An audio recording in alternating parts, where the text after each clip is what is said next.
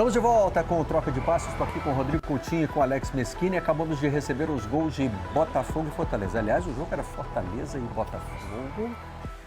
O resultado é mais impactante ainda por isso, né? Por ser uma goleada sofrida por um time que já estava na zona do rebaixamento em casa e com o ex-técnico de quem goleou. Que reencontro, né?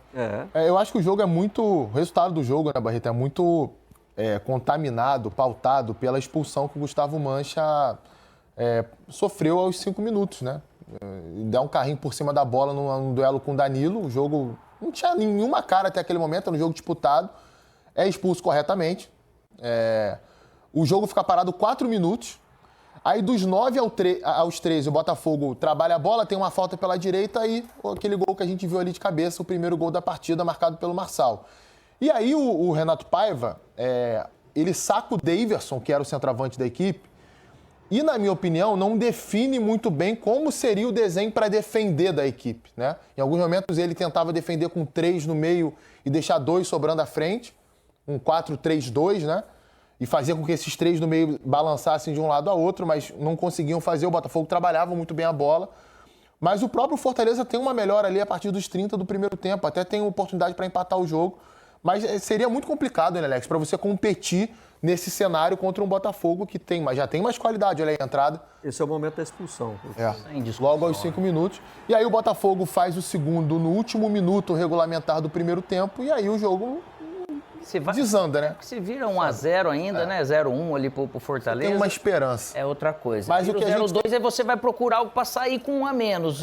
E pegou o Botafogo num dia que tava iluminado, verdade, cara. Né? Num nível de eficiência ofensivamente muito bem, trabalhando bem a bola, Danilo, né? Um belo jogo, Belo jogo, distribuição, né? Participação toda hora na partida. Tomando conta ali do espaço, né? Das ações. Eu estava tentando entender ali o motivo da reclamação dos jogadores do Fortaleza. Se era só pressão mesmo, talvez o que eles estivessem argumentando seja o fato de que o pé rola por cima da bola. Mas já é uma entrada um pouco acima do nível. Isso não muda a temeridade da jogada. Até porque ele não tira o pé em momento nenhum, né, Barreto? Ele vai e ele rola. Se eu vou rolar a bola, eu tento... Ele não recolhe o pé em momento nenhum. A solada fica mais alta por causa dessa passada na bola. É normal deles tentarem reverter uma decisão, mas é impossível. Ainda mais se você olha no telão, né, passando. O próprio Gustavo Mancha, quando ele olha no telão repetindo, ele se dá conta de que ele exagerou. Ele sai de campo assim meio... conformado com aquilo que aconteceu. Mas, assim, o que a gente tem que exaltar no Botafogo hoje, Barreto, é a vontade de fazer esse resultado. Porque o que a gente está cansado de ver. Quinta-feira tem jogo de Libertadores. Botafogo pega a LDU pela Libertadores.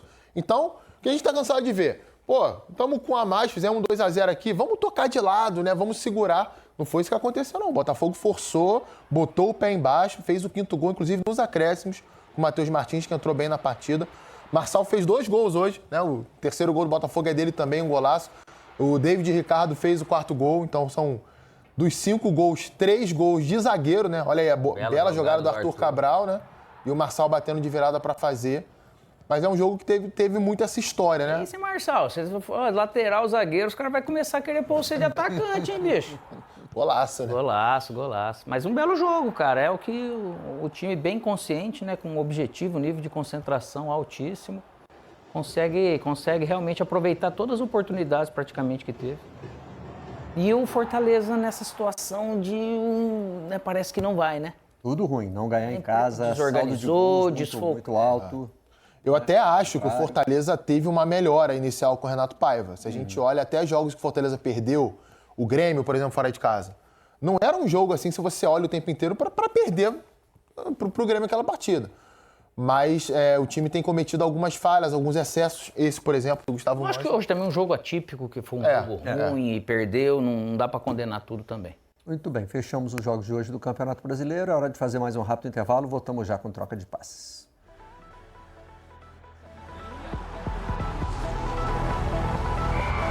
A classificação na Sul-Americana e por isso poupou alguns jogadores. Então acabou sendo um ponto importantíssimo também para o Fluminense nessas pretensões de gerenciar o brasileiro, ao ponto de não ser ameaçado, né, pela parte de baixo da tabela e ao mesmo tempo olhando para as Copas e tendo a oportunidade de chegar um pouco mais longe. Pois é, você lembrou que o Fluminense joga pela Sul-Americana, né? contra o América de Cali. Fortaleza e Botafogo jogam nesta semana pela Libertadores da América. E hoje se enfrentaram no Castelão, uma goleada histórica do Fogão, hein, Elton? 5-0? Nossa, e foi realmente um jogo onde o Botafogo dominou do início ao final. É claro que tem um componente que eu acho que não pode ser colocado fora da discussão, que foi a expulsão do Gustavo Mancha logo aos 6 minutos, né? O Fortaleza ficou com um jogador a menos antes dos 10 minutos do primeiro tempo. Mas mesmo assim, foi um Botafogo com muita intensidade, fez 1-0 na jogada dos seus laterais.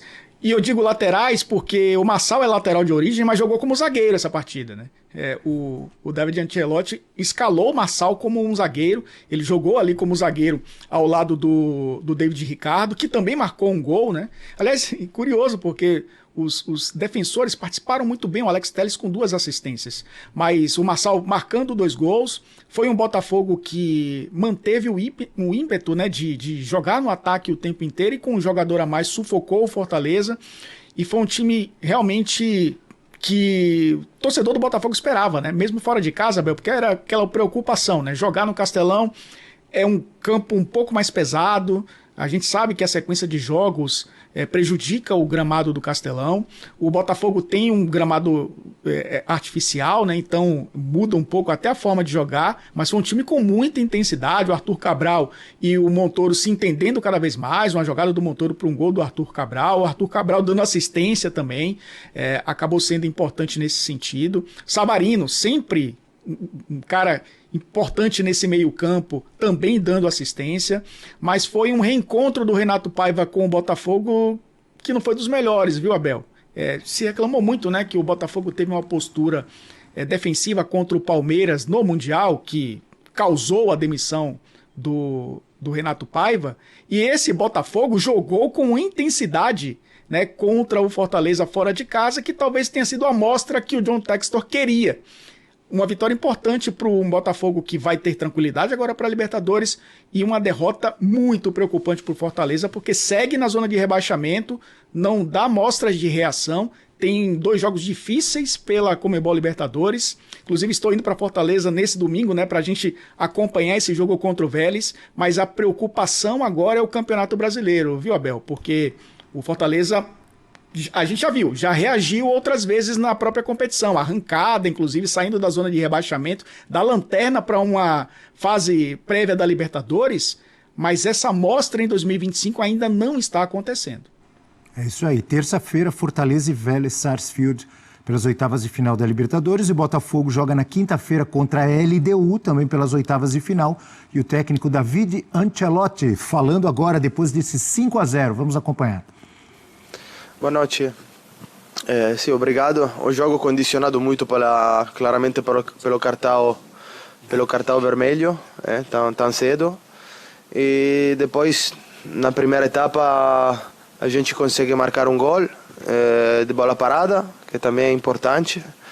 Mas não jogamos bem, baixamos muito o ritmo e Fortaleza começou a acreditar, então temos que manter o ritmo mais alto. Na segunda etapa já começamos melhor e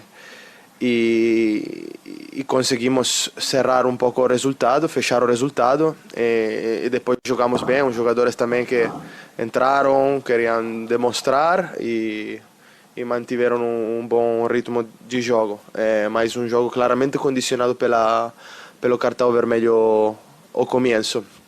Contente pelo resultado, mas contento também que não encaixamos goles, que é importante manter essa solidez defensiva que a gente tem. David, boa noite. Eduardo Trovão do Futebolês. Fale sobre a eficiência do Botafogo hoje, né? Muito se falou naquele jogo contra o Vitória, também no primeiro tempo do jogo contra o Corinthians, criação de chances o tempo todo, mas o time não foi eficiente. Hoje foi. Fale dessa importância de colocar a bola para dentro de fato. Sim, é tudo. Temos que procurar criar oportunidades de qualidade, temos que procurar chutar menos desde longe, que é mais difícil marcar goles, temos que passar a bola dentro da área, porque os goles, a gente faz gol dentro da área, e a bola parada também, como falava, os primeiros goles, a bola parada, 3 goles no mesmo jogo, ajudaram.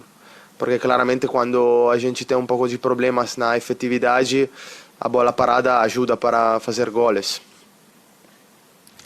David aqui, ó, a gente tá falando com você, Luiz Eduardo. Classificação do Campeonato Brasileiro até aqui. A liderança do Flamengo com 40 pontos ganhos em 18 jogos. O Cruzeiro já faz o 19º jogo amanhã. Se vencer o Santos, iguala o Flamengo na pontuação. Tem que golear o Santos para passar o Flamengo ali no saldo de gols e assumir a liderança.